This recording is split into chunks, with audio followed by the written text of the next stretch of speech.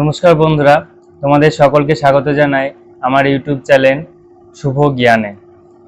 তো বন্ধুরা, আজকে আমাদের আলোচ্য বিষয় হচ্ছে, আমার একটা বন্ধু আছে যে এমনি খুব ভালো ছেলে, পড়াশোনায় খুব ভালো আর ব্যবহারও খুব ভালো, ধর্ম আলোচনা করে, সম্পর্কে জানে, খুব একটা বেশি কম বেশি জানে, ভালোই ছেলে।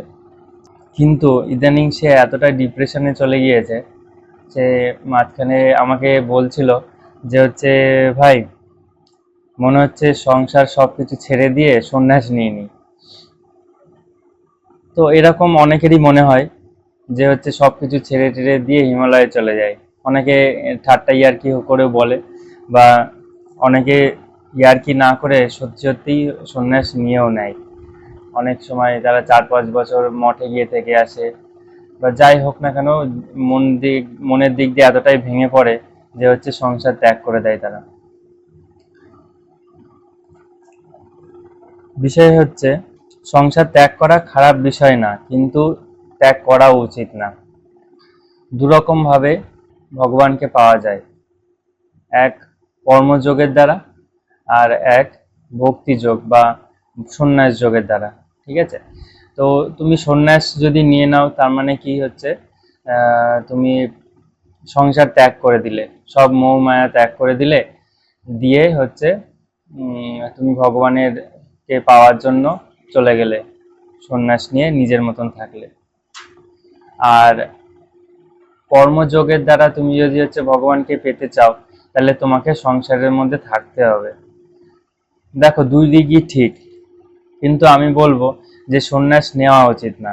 কারণ ভগবান শ্রীকৃষ্ণ নিজেও বলেছেন যে একটা ভালো মানুষ, যেমন ধরো অর্জুনও কিন্তু বলেছিল যে আমি যুদ্ধ করব না, যুদ্ধ করার থেকে, এইভাবে আমার নিজের আত্মীয় পরিজনকে মারার থেকে আমি সন্ন্যাস নিয়ে নিজের জীবন যাপন করব, এটাও আমার কাছে শ্রেয়। কিন্তু ভগবান শ্রীকৃষ্ণ বলেছিলেন যে তোমার কর্মটাই হচ্ছে আসল ধর্ম। তোমার মতন ভালো মানুষ যদি সবাই শুধুমাত্র নিজের কথা ভেবে স্বার্থপরের মতন সন্ন্যাস নিয়ে নেয়, তাহলে এই জড় জগৎকে কি করে কে উদ্ধার করবে? সব সময় তো আর ভগবান নিজে নিমেষ আসবে না আমাদের উদ্ধার করার জন্য। কিছু ভালো মানুষ যারা আছেন, তাদেরকেই এগিয়ে আসতে হবে। তারা যদি সবাই সন্ন্যাস নিয়ে নেয়, তাহলে কিভাবে আমাদের জগতের উদ্ধার হবে? তাই সন্ন্যাস নেওয়াটা কোনোভাবেই উচিত না। যখনই মনে হবে যে আমি আবার সন্ন্যাস নিয়ে নেব, সন্ন্যাস না নিয়ে আমাদের ধর্মটাকে ভালো করে জানা উচিত। ঠিক আছে? তুমি চাইলে 1-2 বছর মঠে গিয়ে থেকে আসো, সেখান থেকে আমাদের গীতা সেখানে শেখানো হয়, গীতাতে কি বলা আছে, তার পরমার্থ কি। গীতা ভগবত পাঠ হয়, সেইখান থেকে তুমি অনেক কিছু জানতে পারবে নিজের সনাতন ধর্ম সম্পর্কে। সেই সব জানো, জেনে প্রচার করো। আমাদের যারা সাধারণ মানুষরা আছে, যারা অনেকেই আছে যারা খুবই ডিপ্রেশনে চলে গিয়েছে, তাদের মন অনেকেরই ভেঙে পড়েছে, কোনো হতাশ হয়ে পড়েছে, তাদেরকে বোঝাও। তুমি নিজে ভেঙে পড়বে যখন, তখনই তুমি বুঝতে পারবে যে মানুষের কি কষ্ট। সেটা তুমি যতক্ষণ ফিল করতে পারছো, তাহলে আমাদের ধর্মের মধ্যে সবকিছু লেখা আছে, আমাদের গীতাতে সবকিছু লেখা আছে, জীবনের সব রকম সমস্যার সমাধান লেখা আছে। সেটাকে তোমাদের বুঝতে হবে। সেটা বোঝার পর সবাইকে সেটা টান করতে হবে, যে আমি যেটা জানলাম সেটা সবাইকে জানাতে হবে। তাহলে সেই সব সাধারণ মানুষরা যারা অজ্ঞান, যারা আমাদের ধর্ম সম্পর্কে অতটা ভালো জানে না, তারা যখন জানবে, তখন এই যে কষ্ট, অশান্তি, এগুলোর থেকে দূরে থাকতে পারবে। এগুলোর থেকে কি করে বাঁচতে পারবে সেগুলো তারা জানতে পারবে। কষ্ট আসবে, কিন্তু তার মনে কোনো ব্যথা থাকবে না। এরকম পরিস্থিতি তৈরি হয়ে যাবে যদি আমরা নিজের ধর্মকে, আমাদের গীতাকে ভালো করে অধ্যয়ন করতে পারি।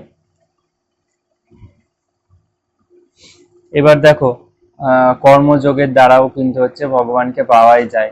তুমি যখন সংসারে থাকছো, তখন তুমি সংসারে থাকাকালীন তোমার বাবা মা তোমার সাথে থাকছে, তোমার ভাই বোন তোমার সাথে থাকছে, বিয়ের পর তোমার বউ থাকবে, তোমার বাচ্চা হবে, সন্তান আদি হবে, তারা থাকবে।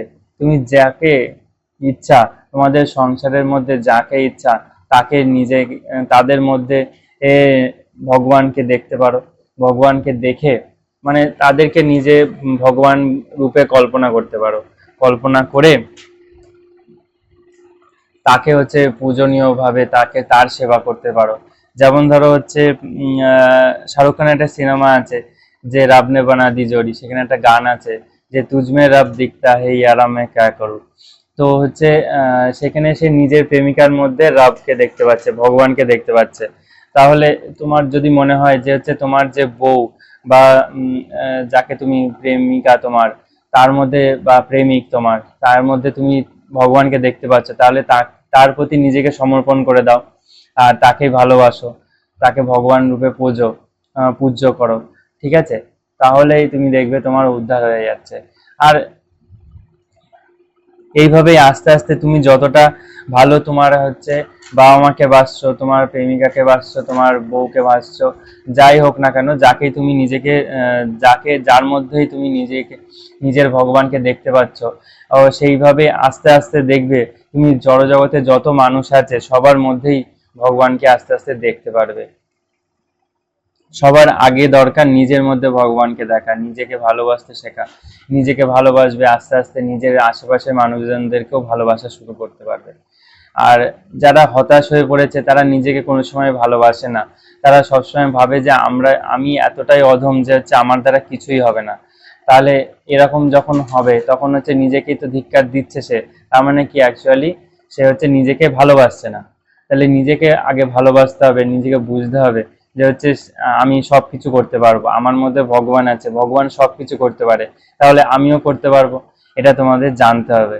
তা এইটা তখনই জানা সম্ভব যখন আমাদের সনাতন ধর্ম সম্পর্কে আমাদের জ্ঞান বুদ্ধি হবে, আমরা গীতা পড়বো ভালো করে, তখন হচ্ছে আমরা জানতে পারবো। তো বন্ধুরা, আজকে প্রশ্নের উত্তর তোমাদের কেমন লাগলো সেটা অবশ্যই কমেন্টস করে জানাবে।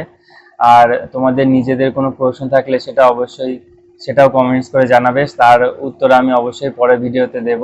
আবার সেই প্রশ্নটাকে নিয়েই আমি হয়তো পরের ভিডিওটা বানালাম, এরকমও হতে পারে।